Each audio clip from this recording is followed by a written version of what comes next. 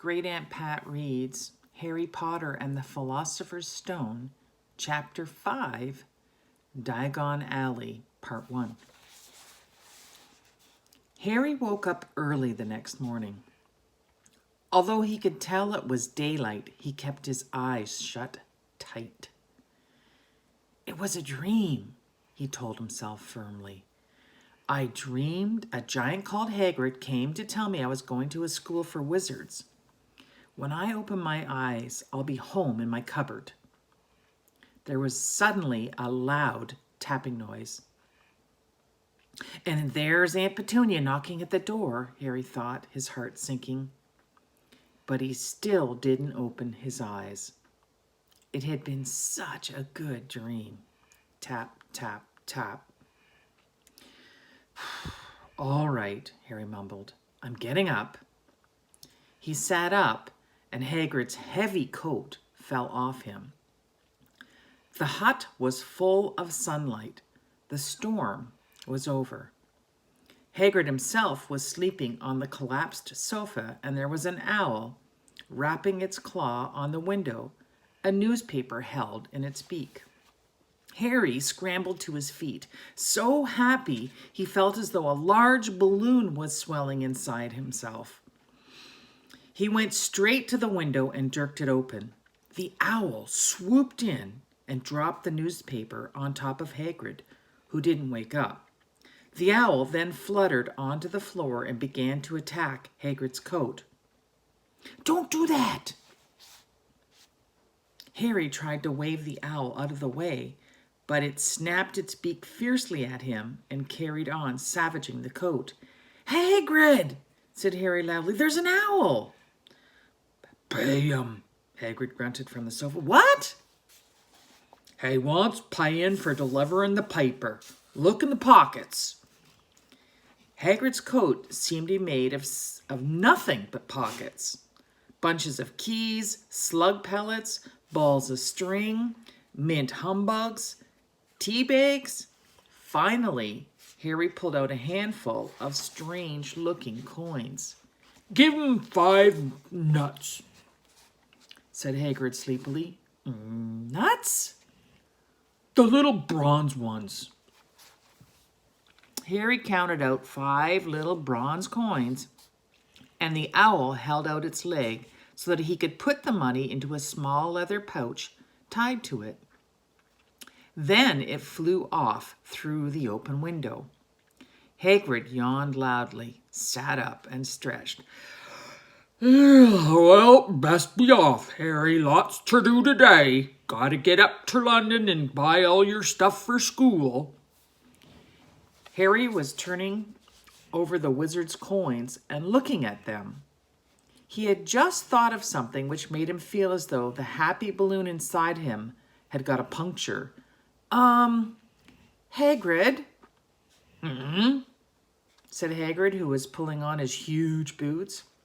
I haven't got any money. And you heard Uncle Vernon last night. He won't pay for me to go and learn magic. Don't worry about that, said Hagrid, standing up and scratching his head. Do you think your parents didn't leave you nothing? But if their house was destroyed... They didn't keep their gold in the house, boy. Nah, first stop for us is Gringotts, Wizard's Bank.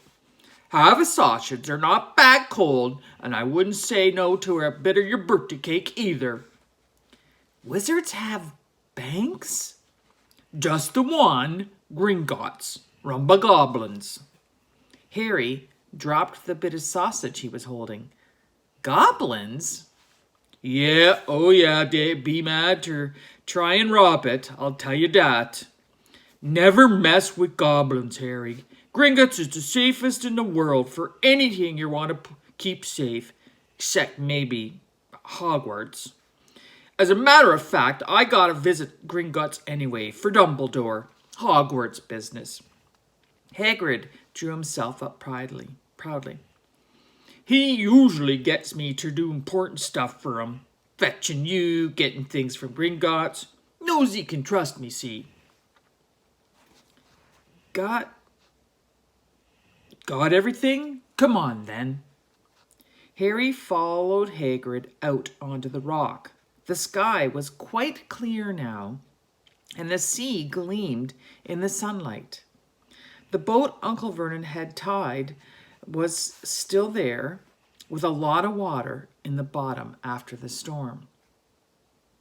How did you get here? Harry asked, looking around for another boat. Flew, said Hagrid. Flew? Yeah, well, we'll go back in this. Not supposed to use magic now, I gotcha. They settled down in the boat, Harry still staring at Hagrid, trying to imagine him flying. Seems a shame to row, though, said Hagrid, giving Harry another of his sideways looks. If I was to, speed things up a bit, would your mind not mention it at Hogwarts? Of course not, said Harry, eager to see more magic. Hagrid pulled out the pink umbrella again, tapped it twice on the side of the boat, and they sped off towards land. Why would you be mad to try and rob Gringotts? Harry asked. Spells, enchantments, said Hagrid, unfolding his newspaper as he spoke. They say there's dragons guarding the high-security vaults. And then you're gotta find your way. Gringotts is hundreds of miles under London, see? Drop down the underground. You die of hunger trying to get out, even if you did manage to get your hands on something. Harry sat and thought about this while Hagrid read his newspaper, The Daily Prophet. Harry learnt from Uncle Vernon that people liked to be left alone while they did this, but it was very difficult. He'd never had so many questions in his life. Ministry of Magic messing things up, as usual, Hagrid muttered, turning the page. There's a Ministry of Magic? Harry asked before he could stop himself. Course, said Hagrid. They wanted Dumbledore for minister, of course, but he'd never leave Hogwarts. So old Cornelius Fudge got the job. Blunger, if there ever was one. So he pelts Dumbledore with owls every morning asking for advice. But what does a Minister of Magic do? Well, their main job is to keep it from the muggles that there's still witching and wizards up and down the country. Why? Why? Blimey, Harry. Everyone be wanting magic solutions to their problems. Now we're best left alone. At this moment, the boat bumped gently into the harbour wall. Hagrid folded up his newspaper, and they clambered up the stone steps onto the street. Passers-by stared at Hagrid as they walked through the little town to the station. Harry couldn't blame them. Not only was Hagrid twice as tall as anyone else, he kept pointing to perfectly ordinary things like parking meters and saying loudly, See that, Harry? Things these muggles dream up, eh? Hagrid, said Harry, panting a bit as he ran to keep up. Did you say there are dragons at Gringotts? Well, so they say, said Hagrid. Crikey, I'd like a dragon. You'd like one? One and one ever since I was a kid. Here we go. They had reached the station. There was a train to London in 5 minutes' time.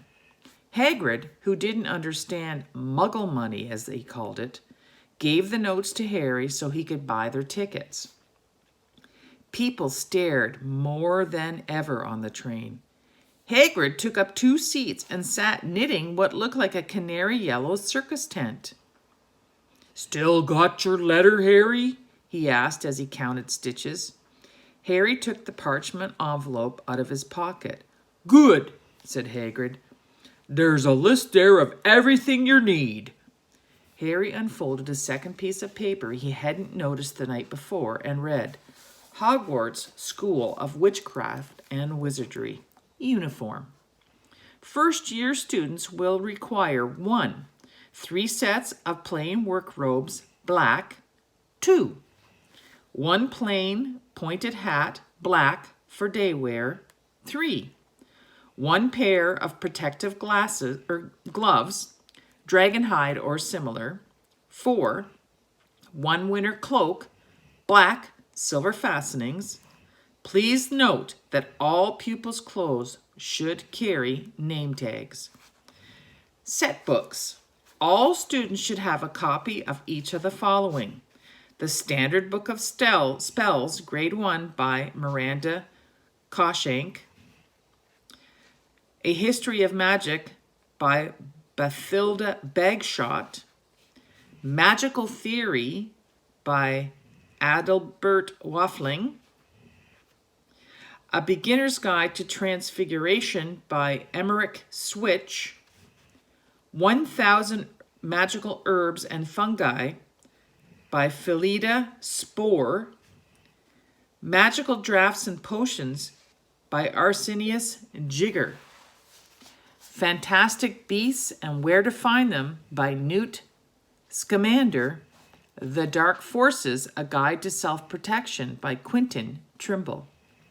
Other equipment: 1 wand, 1 cauldron, pewter standard size 2, 1 set glass or crystal fields, 1 telescope, 1 set brass scales, 1 wand. Students may also bring an owl or a cat or a toad. Parents are reminded that first years are not allowed their own broomsticks. Can we buy all this in London?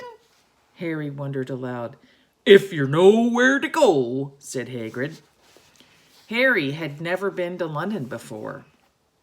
Although Hagrid seemed to know where he was going, he was obviously not used to getting there in an ordinary way.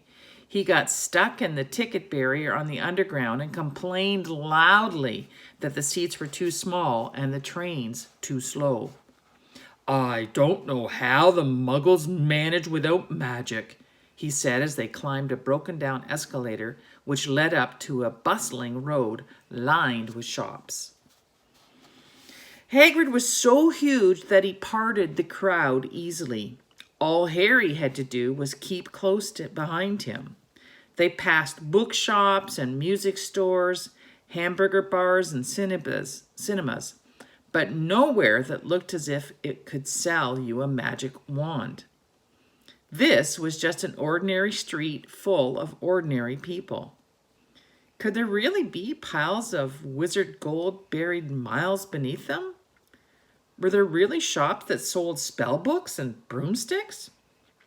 Might this not all be some huge joke that the Dursleys had cooked up? If Harry hadn't known that the Dursleys had no sense of humor, he might have thought so. Yet somehow he thought everything Hagrid had told him so far was unbelievable. Harry couldn't help trusting him. This is it, said Hagrid, coming to a halt. The Leaky Cauldron. It's a famous place. It was a tiny, grubby-looking pub. If Hagrid hadn't pointed it out, Harry wouldn't have noticed it was there. The people hurrying by didn't glance at it. Their eyes slid from the big bookshop on one side to the record shop on the other as if they couldn't see the Leaky Cauldron at all. In fact, Harry had the most peculiar feeling that only he and Hagrid could see it. Before he could mention this, Hagrid had steered him inside. For a famous place, it was very dark and shabby. A few old women were sitting in a corner drinking tiny glasses of sherry. One of them was smoking a long pipe. A little man in a top hat was talking to the old barman, who was quite bald and looked like a gummy walnut. The low buzz of chatter stopped when they walked in. Everyone seemed to know Hagrid.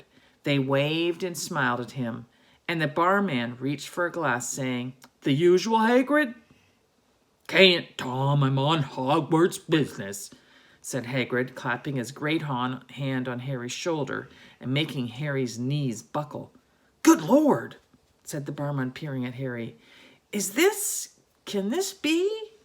The Leaky Cauldron had suddenly gone completely still, and silent.